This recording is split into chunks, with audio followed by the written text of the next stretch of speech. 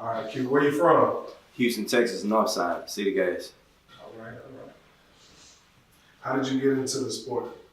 I got into sport when I was 13. I see some kids in the neighborhood playing in the gloves, and I was like, man, I wanted to try it. And I happened to get in with a dude who was older than me.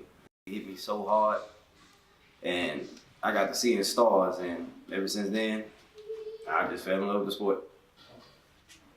What boxer did you grow up watching? It was three of them: Roy Jones, Floyd Mayweather, and Bernard Hopkins. How would you describe your style? Are you more of a speed fighter, power fighter, or would you consider yourself pretty balanced? I'm pretty balanced. My boxing name is Quickdraw, so the speed is just natural. The power, people think I got power. I've knocked people out before with one punch, but I don't necessarily look for the knock. I like to break you down and just take everything you got, take all your confidence, take all your hopes, and then take it into deep waters and then submerge it. If you had to pick one thing or person, what would you say is your biggest inspiration? My big inspiration is my son. Since day one, my son has always been my biggest inspiration. Would you say that you model? Would you say that you model your boxing style after anybody? Nah, I can say I have my own style. I took things from each fighter that I've ever watched, who I've ever admired, like every boxer did before me and the ones before me. But I have my own style. I don't use the Floyd Mayweather shoulder roll. I don't fight like Floyd Mayweather. I don't fight like Andre Ward. I don't fight like Roy Jones. I fight like myself, but I use some of their tools that works for me. If it don't work for me, I don't use it. One of my favorite sayings is "Be you." What does that mean to you? Be you, man.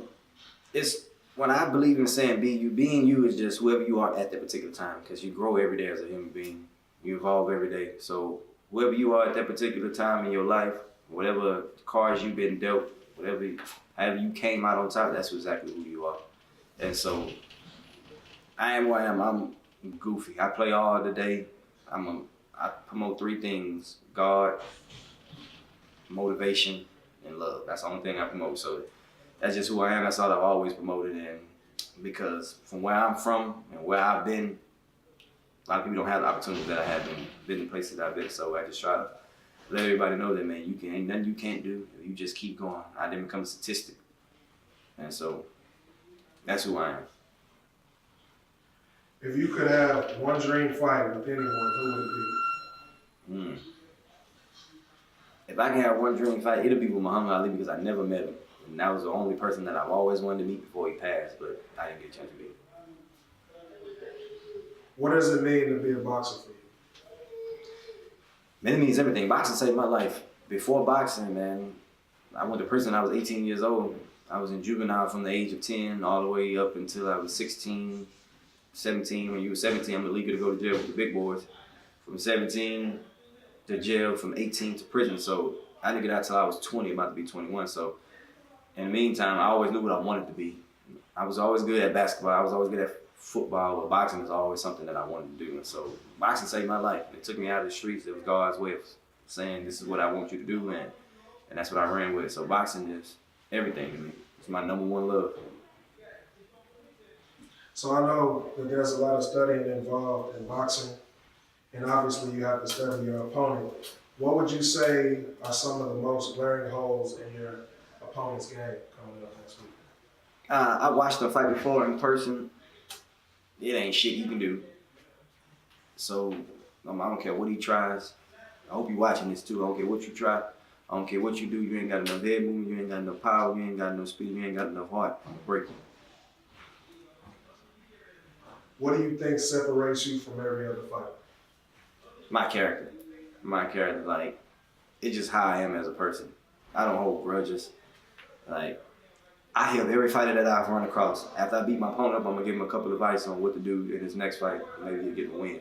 But that's just how I am, the way I've been. Like, there's never been a fight in Houston that came to me that I turned down for advice or helping with training. Nobody's ever hit me up on social media asking me about advice for this situation, that situation. I turned them down. I never turned down an autograph. I never turned down a picture. It's just who I am as a person, because, like I said, I'm extremely humble and blessed to be here. I'm grateful for everything, every opportunity that I had. I never thought I was gonna be on the USA team. You understand? I went from Team TDCJ to Team USA. And so, with that being said, that speaks volumes. I've traveled the world, been to 6 different countries. I've beat some of the best. And so, it's just my character that separates me from the rest. When it's time for you to put the gloves down, what do you want to be remembered for? Bad motherfucker. That nigga Q was awesome.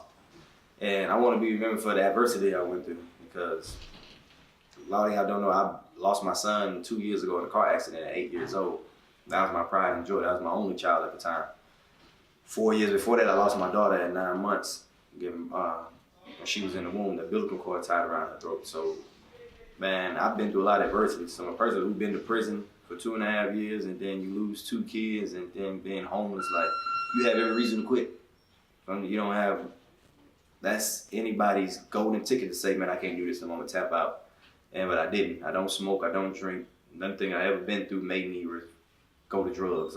I need to drink for this, I need to smoke for this, man. I just say, man, it's either I was gonna die with my kids or I was gonna live for them, and I chose to live for them. So I want to be remembered for all the adversity I went through.